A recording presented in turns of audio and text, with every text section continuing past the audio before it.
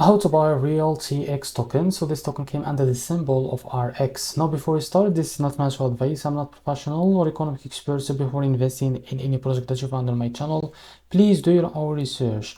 So before going on by this token, make sure to check the REX account and keep following the updates about this token. So this token will be listed on the L bank. So as you can see, if you check this post, you will be able to see this. So this token will be listed, as you can see, the period between the March 19th, as you can see, in 6 UTC. So if you check the period here, you can see the March 16th, 6 as you can see, to March 19 on 6 UTC. So in that dates, go to your L bank account and you can buy this token. So I will show you how to do that. Now go and open L bank, as you can see.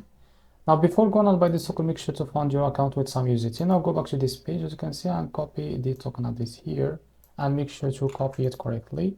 In the search, you can paste it here. We'll just delete this.